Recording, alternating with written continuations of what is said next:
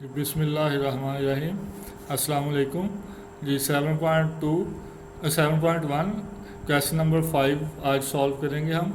तो इसका है जी, find the vector from the point A to the origin where A B 4i-2j and B is the point -2 5 जी। तो उसने कहा है ए पॉइंट फाइंड करें जो कि फाइंड वेक्टर ऐसा फाइंड करें जो कि हो ए टू दी ओरिजिन, ए से ओरिजिन की तरफ हो, यानी कि उसका इनिशियल पॉइंट जो है वो ए हो और टर्मिनल पॉइंट जो है वो ओरिजिन हो, यानी कि ओ हो। आमतौर पे ओरिजिन को ओ से शो करते हैं और ओरिजिन जो होता है वो 0 0 लिया जाएगा।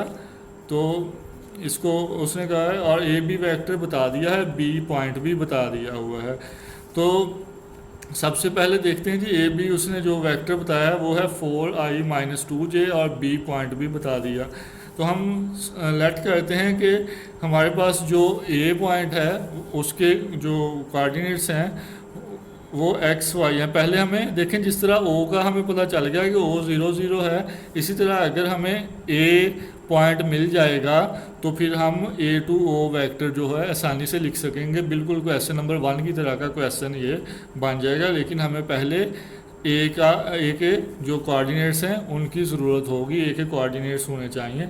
तो हम सपोज करते हैं कि ए के कोऑर्डिनेट्स जो हैं वो एक्स वाई हैं, और ए बी जो है, फिर अगर हम उसको एक्स वाई लेते हैं तो ए बी बन जाएगा।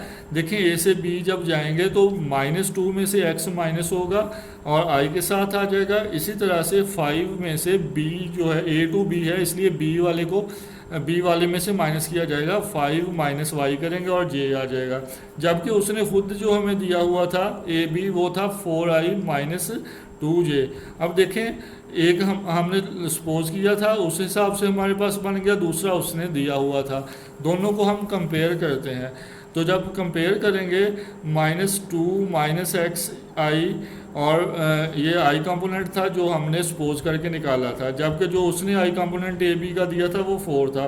तो हमने लिख दिया कि आई कंपोनेंट्स आपस में, क्योंकि ए बी के बराबर होगा तो इसलिए एक्स कंपोनेंट्स आपस में बराबर हो गए, यानी कि -2 -x = 4 हो गया। इसी तरह से वाई कंपोनेंट्स यानी कि 5 - y और -2 जो है ये आपस में बराबर हो जाएंगे। तो जब इसको x और y के लिए सॉल्व करेंगे, x हमारे पास -6 आ जाएगा और y हमारे पास 7 आ जाएगा। अब हमने a टू o वेक्टर निकालना है, तो -6 और 7 हमारे पास आगे कोऑर्डिनेट्स a के, और o हमारे पास 0 0 था। a टू o जब निकालेंगे तो o के कंपोनेंट्स में से, o के कोऑर्डिनेट्स में से ए के माइनस कर दिए जाएंगे, तो 0 माइनस +6 हो जाएगा, आई आगे साथ, और इसी तरह से 0 -7 हो जाएगा। इस तरह से ये जे साथ आ जाएगा, और सॉल्व करेंगे तो 6i माइनस ये 7j AO आ गया। ये क्वेश्चन नंबर 5 था बुक में 7.1 का।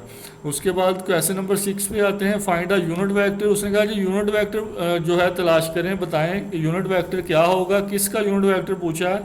इन the direction of the vectors. ये नीचे कुछ वेक्टर्स दिए हुए हैं, उन वेक्टर्स का उसने यूनिट वेक्टर पूछा है। तो एक मैं सॉल्व कर रहा हूँ यहाँ पे।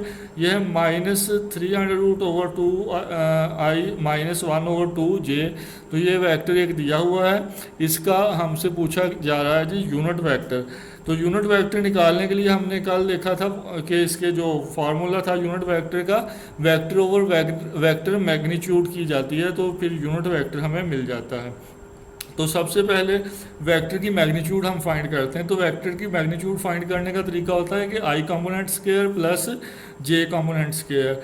तो आई कंपोनेंट स्क्वायर जब करेंगे तो 300 का स्क्वायर 3 रह जाएगा, माइनस ख़त्म हो जाएगी स्क्वायर होने से, और 2 का स्क्वायर 4 हो जाएगा। इसी तरह से माइनस फिर ये प्लस में चेंज हो जाएगी स्क्वायर होने की वजह से, और 1 का स्क्वायर 1 रह जाएगा, 2 का स्क्वायर 4 हो जाएगा, और स्क्वायर रूट ऊपर आ गया।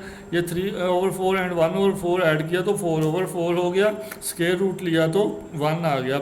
माइनस की साइन नहीं यूज़ करेंगे, बार बार बता रहा हूँ कि ये मैग्नीट्यूड हमेशा पॉजिटिव ली जाएगी, नेगेटिव साइन के साथ नहीं आएगी।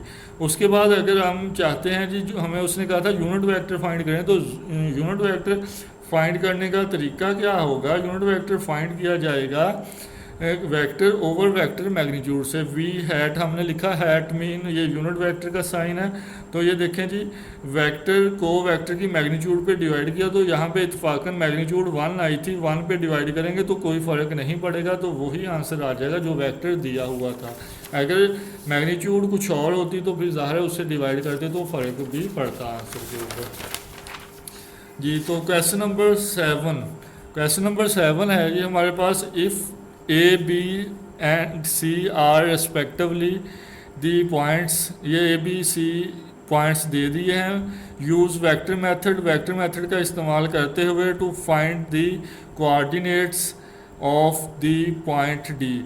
तो पॉइंट डी कहता है फाइंड करें अगर जो है ए बी सी डी एक पैरेललोग्राम हो, और एक तो उसने कहा ये एक पैरेललोग्राम हो, और उसके बाद उसने ये उसके पॉइंट्स 3 दिए हुए हैं और चौथा पॉइंट पूछा है जी।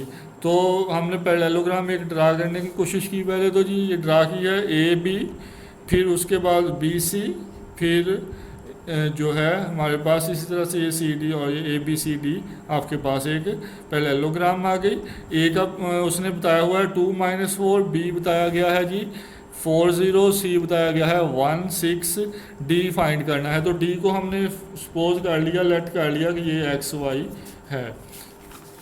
अब देखें जी, अगर एक पैरेललोग्राम होगी, वेक्टर्स में हमने पढ़ा था पैरेलल लाइंस क्या होती हैं। पैरेलल लाइंस एक दूसरे के जो होते हैं हमारे पास स्केलर मल्टीपल अगर हों दोनों तो फिर वो पैरेलल होती हैं, लेकिन पैरेललोग्राम का मतलब है कि ये सिर्फ पैरेलल नहीं, लंबाई में बराबर भी होंगी। तो ये उस वक्त पैरेललोग्राम होगी जब आपके पास ए बी और ए बी डी सी आपस में बराबर आ जाएं, क्योंकि इनकी अगर आप सी डी करेंगे तो फिर ये ऑपोजिट हो जाएगा, नेगेटिव फिर वेक्टर बनेगा। तो ए से बी तो सेम डायरेक्शन में जाने के लिए डी से सी लेंगे। अगर ए बी डी सी के बराबर आता है तो फिर ये पैरेललोग्राम बनेगी। तो चूंकि उसने पैरेललोग्राम कहा है तो हम रख सकते हैं कि ए बी डी सी के बराबर है, और सॉल्व करेंगे तो एक्स वाई का आंसर आ जाएगा। चाहें तो बी सी और ए डी को सॉल्व कर लें कि बी सी बराबर है ए डी के, इस तरह से भी ये आंसर हमें मिल जाएगा। दोनों में से कोई सा एक आप सॉल्व करके डी के कंपोनेंट्स जो हैं फाइंड कर सकते हैं। तो ये मैंने सॉल्व किया है, ए बी और डी सी को बराबर रखते हुए सॉल्व किया। अब देखें जी, हमने पहले ए बी निकाला, बिल्कुल क्वेश्चन नंबर जो 1 किया था 7.1 का, उस तरीके से कि ए बी के कंपोनेंट में से ए के कंपोनेंट्स माइनस करेंगे, एक एक्स कोऑर्डिनेट में से एक्स कोऑर्डिनेट माइनस किया और वाई कोऑर्डिनेट में से वाई कोऑर्डिनेट माइनस किया। 4 माइनस ये 2 और आई आ गया, इसी तरह से 0 माइनस माइनस प्लस हो जाएगा और ये जे आ गया। इसी तरह से फिर डी सी में से डी को माइनस करेंगे। तो सी था आपके पास एक्स वाला कोऑर्डिनेट 1 था, उसमें से एक्स वाला कोऑर्डिनेट जो कि हमने सपोज किया था एक्स लिया था, डी का वो माइनस कर दिया। इसी तरह से जो फिर वाई कंपोनेंट था सी का वो था 6 और डी का हमने वाई कोऑर्डिनेट वाई ही लिया था, वो वाई माइनस हो गया साथ में। तो हमारे इसको 4 - 2 क्या 2 आई आ गया, और इसी तरह से 4 जे ये आ गया। राइट साइड पे ऐसे ही रह जाएगा, इसको सॉल्व नहीं कर पाएंगे। इसके बाद जी हमारे पास आ जाएगा ये आई का। अब देखें दोनों वेक्टर्स आपस में बराबर हैं, तो इसका मतलब आई कंपोनेंट आपस में बराबर और जे कंपोनेंट आपस में बराबर। तो आई कंपोनेंट 2 था लेफ्ट साइड पे, राइट साइड पे था 1 - x। इसी तरह से जे कंपोनेंट लेफ्ट साइड पे 4 था और राइट साइड पे 6 - y था। तो ये 6 माइनस हमने y साथ इसके लिख दिया। अब इसको सॉल्व करते हैं जी। तो x के लिए सॉल्व किया, x राइट से लेफ्ट पे शिफ्ट कर दिया, पॉजिटिव हो गया, और 2 को लेफ्ट पे शिफ्ट किया, माइनस का हो गया, तो ये -1 आंसर आ गया। इसी तरह से y को सॉल्व किया तो ये 2 आ गया। तो ये d के हमारे पास जो थे कोऑर्डिनेट्स आ गए, जो x और y हमने लेट किए थे -1 एंड 2 हो गए। उसके बाद जी क्वेश्चन नंबर 8।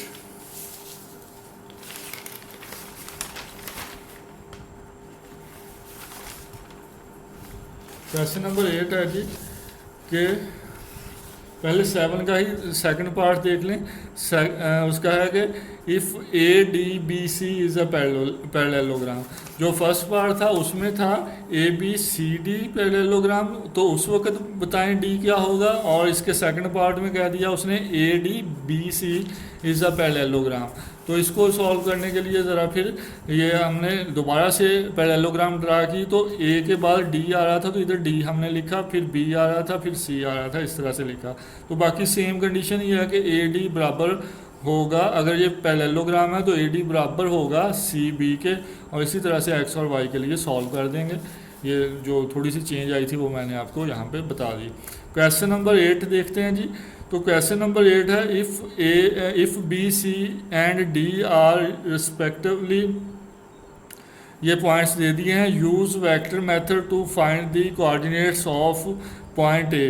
पॉइंट ए के कोऑर्डिनेट्स फाइंड करने हैं if A B C D is a parallelogram. अगर A B C D is एक पैरेललोग्राम हो तो बिल्कुल सेम क्वेश्चन है, उसी तरह से सॉल्व होगा।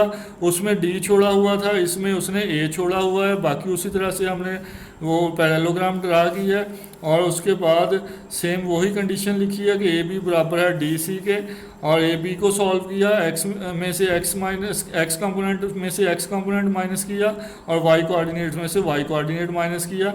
एक्स वाले के साथ आई आएगा और वाई वाले के साथ जे आ जाएगा वाई, और इसी तरह से डी सी को सॉल्व किया, और ये हमारे पास इसका आंसर आ गया -2 और -2 एक्स और वाई के आंसर आ गए। नहायत ईजी है, माशाल्लाह बड़ी क्लास है, आसानी से आप सॉल्व इसको कर जाओगे।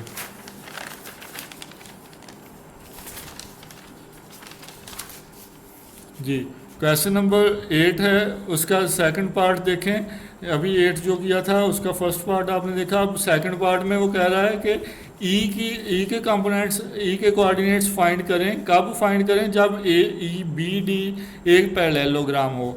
अब ए ई बी डी, उसने जो क्वेश्चन की स्टेटमेंट में पॉइंट्स दिए हुए थे उसमें बी सी डी पॉइंट दिया हुआ था, जब ए के कोऑर्डिनेट्स नहीं दिए हुए थे। तो ए के कोऑर्डिनेट्स भी यहाँ पे वैसे तो नहीं थे, लेकिन जो अभी हमने पिछले क्वेश्चन को सॉल्व करके निकाले हैं, इसी के पार्ट नंबर 1 को जो सॉल्व किया है, तो वो -2 एंड -2 आए हैं, वो यूज़ करेंगे यहाँ पे ए के जो है कोऑर्डिनेट्स। ए के कोऑर्डिनेट्स वो आ जाएंगे, ई वाला फाइंड करना है, और साथ में बी डी कहा था, बी और डी के वही स्टेटमेंट में से हम लिख लेंगे, और फिर बाकी तो उसी तरह से कि वही कंडीशन बनती है, ए बराबर बी डी के रख के सॉल्व कर लेंगे। इस तरह से एक्स और वाई जो है हमारे पास आ जाएंगे। फिर क्वेश्चन नंबर 9 जो है देखते हैं जी, इसमें है if O is the origin and O P equal to A B. O origin हो और एक ओ पी वैक्टर ऐसा वैक्टर है जो ए बी वैक्टर के बराबर है। Find the point P, P point find करें when A and B are, जब ए और बी जो है वो पॉइंट्स दिए हुए हैं। ए दिया है -3 7 और बी पॉइंट दिया है 1 0। तो ये फाइंड करने के लिए कहा गया, ये पहले तो हमने ओ पॉइंट ओरिजिन था, ओरिजिन जो है वो हमेशा 0 0 पे लिया जाएगा, इसलिए हमने लिख लिया ये ए और बी के पॉइंट्स लिख लिए। हम सपोज कर रहे हैं जो फाइंड करना है, उसने पी पॉइंट फाइंड करने का कहा था, तो हमने पी को एक्स वाई जो है लिख लिया। अब उसने कहा था जी, ये कंडीशन उसने खुद बता दी थी हमें कि ये वाला जो है ओ पी और ए बी वैक्टर बराबर हैं, हमने उसी तरह से इनको बराबर रख लिया।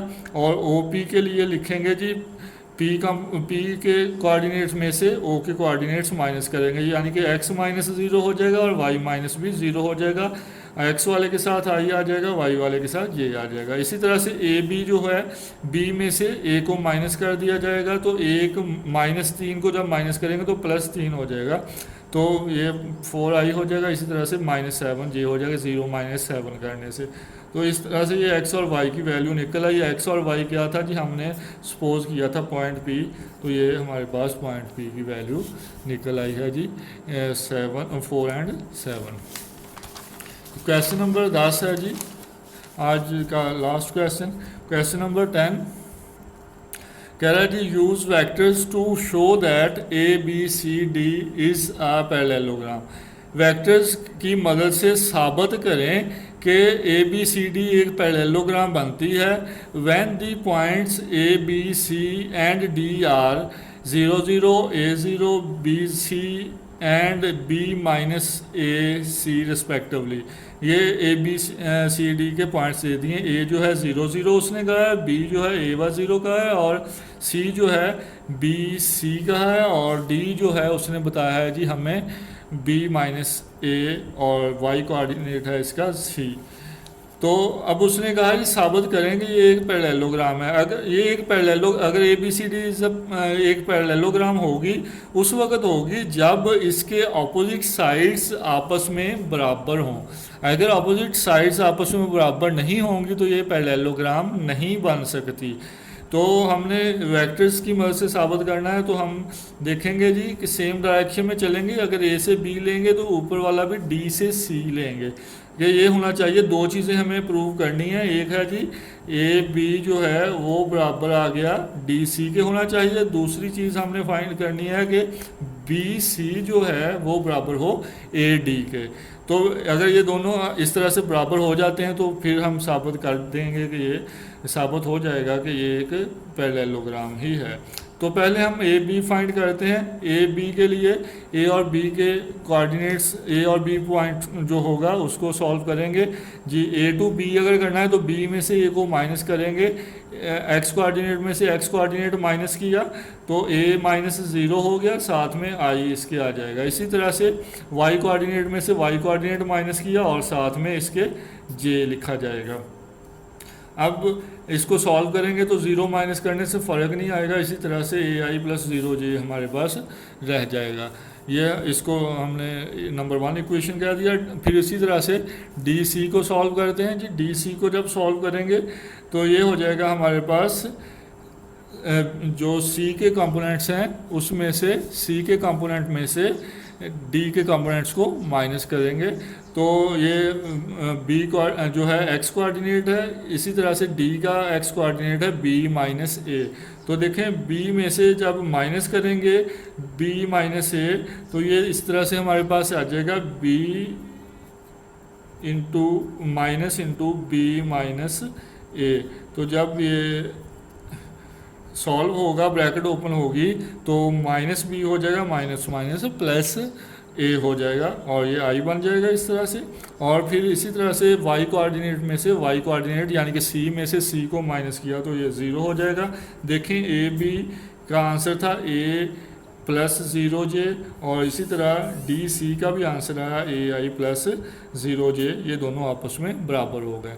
तो इसके बाद अगर हम चाहते हैं कि इसको पैरेललोग्राम साबित करना चाहते हैं तो फिर दूसरी दो जो हैं BC और AD इसको भी हमें प्रूव करना पड़ेगा कि ये भी बराबर हैं।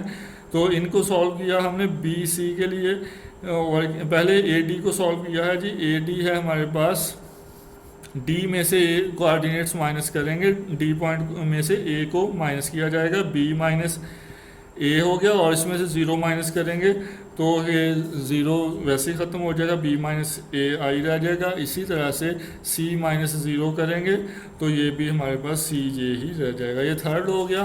और फिर BC को सॉल्व करते हैं तो B और C जो थे, B था हमारे पास A0 और C जो था हमारे पास वो था BC। तो इसको जब करेंगे C में से B को माइनस करेंगे, B माइनस A हो जाएगा और C में से 0 माइनस हो जाएगा जब सॉल्व करेंगे, ये भी B माइनस AI और प्लस CJ हो जाएगा। तो देखें पिछला जो AD था वो भी यही आया था B minus A plus CJ और इसी तरह से ये B minus AI plus CJ। तो ये पहली दो भी बराबर आ गई थी, दूसरी दो भी बराबर आ गई। तो इस तरह से ये प्रूव हुआ कि ये ABCD जो है एक पैरेललोग्राम है। तो ये था आज का लेक्चर। हमारे 7.1 के पहले 10 क्वेश्चंस हो चुके हैं। अच्छी तरह से इनको सॉल्व कीजिएगा। अगर कोई प्रॉब्लम हो तो आप दोबारा नेक्स्ट लेक्चर में पूछ सकते हैं इसको। शुक्रिया जी, अल्लाह हाफिज़।